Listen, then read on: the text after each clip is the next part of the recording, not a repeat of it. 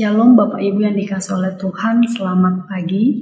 Hari ini kita kembali bersama-sama merenungkan firman Tuhan. Mari kita buka di dalam kitab Matius pasal yang ke-21 ayat 28 hingga 32. Demikianlah firman Tuhan. Tetapi apakah pendapatmu tentang ini? Seorang mempunyai 2 anak laki-laki, ia pergi kepada anak yang sulung dan berkata, "Anakku, pergi dan bekerjalah hari ini dalam kebun anggur." Jawab anak itu, "Baik, Bapa," tetapi ia tidak pergi. Lalu orang itu pergi kepada anak yang kedua dan berkata demikian juga. Dan anak itu menjawab, "Aku tidak mau," tetapi kemudian ia menyesal lalu pergi juga. Siapakah di antara kedua orang itu yang melakukan kehendak ayahnya? Jawab mereka. Yang terakhir, kata Yesus kepada mereka, "Aku berkata kepadamu, sesungguhnya pemungut-pemungut cukai dan perempuan-perempuan sundal akan mendahului kamu masuk ke dalam kerajaan Allah. Sebab Yohanes datang untuk menunjukkan jalan kebenaran kepadamu, dan kamu tidak percaya kepadanya. Tapi pemungut-pemungut cukai dan perempuan-perempuan sundal percaya kepadanya. Dan meskipun kamu melihatnya, tetapi kemudian kamu tidak menyesal dan kamu tidak juga percaya kepadanya." Demikianlah firman Tuhan yang boleh kita baca. Mari kita berdoa. Tuhan, terima kasih buat kebenaran-Mu. Hari ini kami akan belajar bersama dalam kebenaran-Mu dan mengerti. Kiranya Tuhan boleh memampukan kami untuk memahaminya. Berbicaralah bagi kami Tuhan. Di dalam nama Tuhan Yesus kami berdoa. Amin. Bapak Ibu saudara dikasih oleh Tuhan, pasti kita memiliki atau sering melakukan hal ini kepada teman, kerabat, anak, dan siapapun yang kita temui, yang kita dekat kepadanya, atau mungkin kepada Tuhan juga. Kita pasti pernah berjanji, pernah menjanjikan sesuatu kepada teman kita, kepada Tuhan, dan siapapun itu. Misalnya saja kalau kita janjian kepada teman kita, hari ini kita mau pergi ke suatu tempat. Teman-teman kita sudah pada setuju untuk pergi ke tempat itu, dan mereka sudah ready di sana, sudah siap di sana. Tetapi mungkin salah satu dari teman kita atau beberapa dari teman kita yang mereka tidak sesuai dengan omongan mereka. Mereka berkata, ya saya akan pergi. Tapi perginya itu bukan langsung ke tempatnya, tetapi masih pergi untuk memandi dulu, mau makan dulu, minum dulu, dan sebagainya. Jadi janji-janji tersebut hanya di omongan doang saja, sehingga teman-temannya hanya menunggu dia yang begitu lama.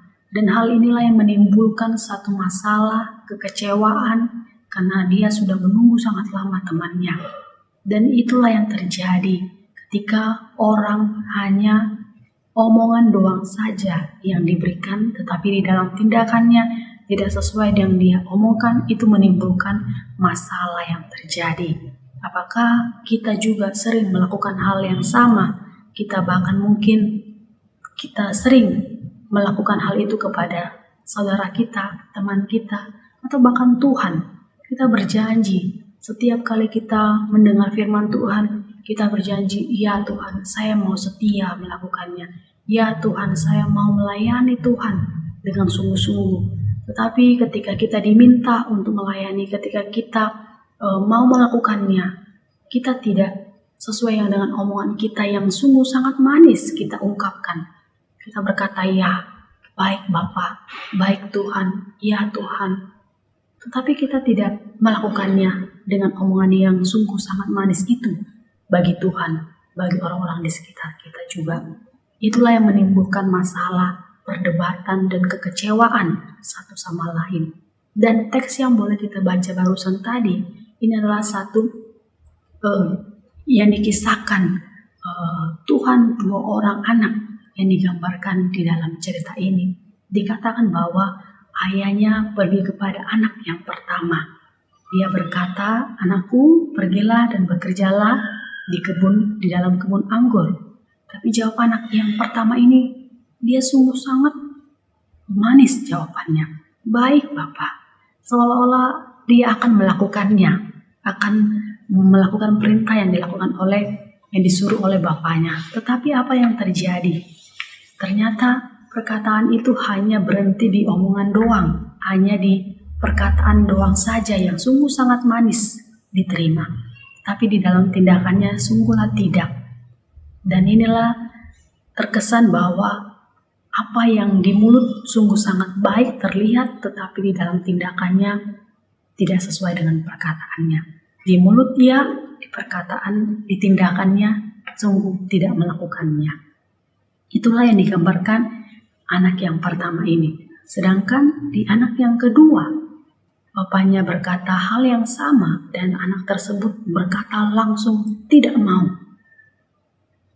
Perkataan atau jawaban ini seolah-olah yang tidak sopan terdengar ketika bapaknya memberitakan kepadanya untuk pergi dan bekerja ke dalam kebun anggur, tapi jawabannya tidak mau. Tetapi walaupun perkataan tersebut yang sangat keras dan tidak taat kepada perintah ayahnya, tetapi anak ini beberapa kemudian dia menyesal. Dia menyesali perbuatannya. Akhirnya dia berubah pikiran untuk menaati perintah yang dilakukan oleh ayahnya kepadanya untuk pergi dan bekerja di dalam kebun anggur. Inilah yang terjadi dari dua orang anak ini. Berbeda respon yang terjadi. Yang pertama hanya berkata manis, ya baik Bapak, tetapi dalam tindakannya tidaklah sungguh manis sesuai dengan perkataannya. Sedangkan anak yang kedua, dia berkata tidak mau, sungguh sangat tidak sopan, tetapi dia menyesal perbuatan perkataannya dan dia mau taat melakukannya. Apa arti dari perumpamaan ini yang digambarkan, yang diceritakan di dalam ayat ini? Di sini dikatakan di ayat yang di anak yang pertama, mereka adalah anak yang sulung, yang digambarkan adalah orang pemuka-pemuka agama, tua-tua Israel. Mereka yang dipandang orang yang sungguh sangat rohani ya di dalam kehidupannya, karena mereka adalah pemuka agama, tetapi di dalam tindakan mereka tidak sesuai dengan status mereka, dengan apa yang mereka hidupi selama ini, sehingga mereka hanya terlihat dan selama mereka hidup hanya memakai topeng agama yang menjadi pegangan mereka, dan itu tidak bisa dilepaskan di dalam diri mereka, dan bahkan mereka juga menuntut orang lain menggunakan hal yang sama seperti yang mereka lakukan di dalam kehidupannya. Maka dari hal itu, ketika Yohanes memberitahukan tentang kabar kebenaran itu, jalan kebenaran itu, mereka menjawab dan mereka berkata bahwa mereka tidak bisa melihat dan tidak bisa mendengar hal itu. Bahkan di ayat sebelumnya, di mana mereka mempertanyakannya, dari manakah kuasa Allah ketika Tuhan sudah menunjukkan berbagai mukjizat di dalam perjalanan pelayanannya, tetapi mereka berkata, dari manakah kuasa Kristus itu berasal? Mereka mempertanyakan hal itu, padahal mereka adalah para pemuka agama yang dipandang orang adalah orang-orang yang rohani di dalam kehidupannya, tetapi kerohanian mereka tidak sesuai dengan tindakan yang mereka tunjukkan, yang tampak dari luar sesuai di dalam kehidupannya. Sedangkan anak yang kedua ini digambarkan adalah para pemungut cukai, perempuan sundal yang mereka dianggap kaum yang terpinggirkan, yang tidak layak, bahkan diberi cap oleh para pemuka agama ini adalah mereka tidak akan masuk ke dalam kerajaan Allah. Tetapi Tuhan mengkat mereka, artinya memberi satu penyataan bahwa mereka inilah yang akan mendahului kamu masuk ke dalam kerajaan Allah. Mengapa hal itu terjadi? Karena memang respon dari kedua orang ini sangat berbeda. Ketika Yohanes menyerukan pertobatan itu, menyerukan kebenaran itu di dalam kehidupan mereka.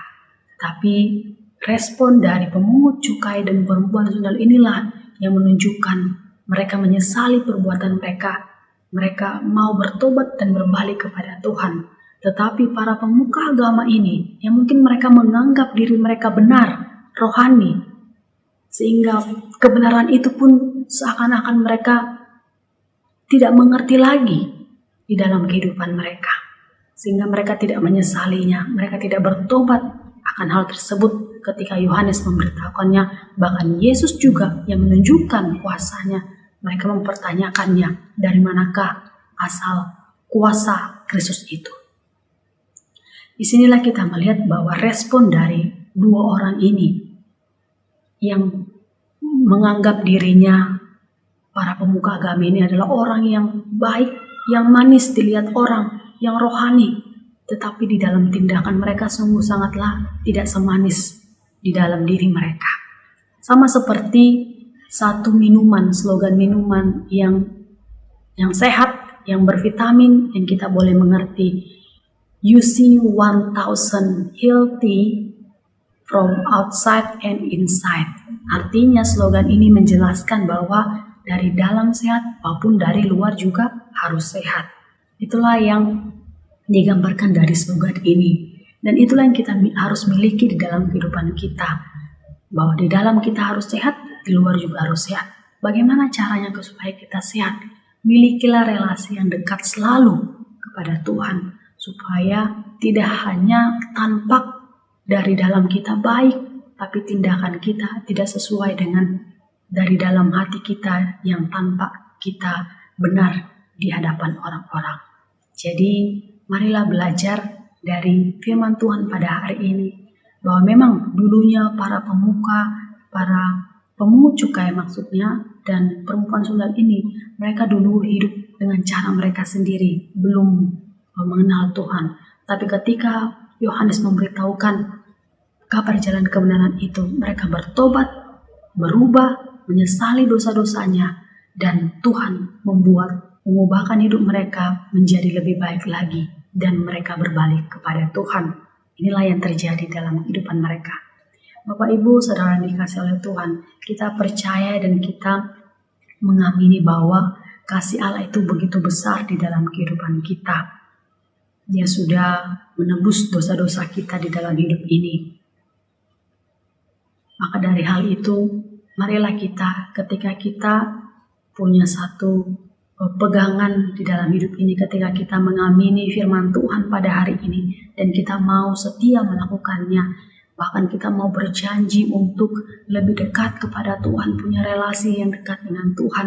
Mari minta pengampunan, minta hikmat dari Tuhan untuk kita mampu melakukannya dengan benar di dalam Tuhan. Jangan hanya di omongan doang kita hari ini ya mengamini firman-Nya, tetapi di dalam tindakan kita tidak sesuai dengan perkataan kita. Jangan hanya omongan doang, hanya manis di bibir, tapi marilah melakukannya dengan setia juga dengan benar. Di dalam sehat, di luar juga sehat seperti minuman itu, dan marilah kita mencari sumbernya itu di dalam kehidupan kita untuk selalu dekat, yaitu Tuhan kita itu sendiri yang begitu berarti, yang menyegarkan hidup kita, yang menyehatkan kita kembali, memulihkan kita, dan bahkan mengampuni setiap pelanggaran dan dosa-dosa kita. Marilah kita kembali hidup di dalam kasih Tuhan dan selalu dekat dengan Tuhan. Kiranya Tuhan memberkati kita semua melalui firman ini. Amin. Mari kita berdoa. Tuhan Yesus, terima kasih firman Tuhan kami dengar bersama dan kami renungkan. Mampukanlah kami Tuhan untuk melakukannya dengan benar. Mampukan kami untuk kami tidak hanya berkata ya hari ini, dalam tindakan kami tidak. Mampukan kami untuk kami boleh tetap setia dan mampu kuat melakukannya dengan benar Tuhan. Pimpinlah kami Tuhan, sertailah kami untuk kami terus dekat dengan Tuhan, dan kami boleh menjadi berkat bagi orang-orang di sekitar kami. Terpujilah nama Tuhan, di dalam nama Tuhan Yesus kami berdoa. Amin.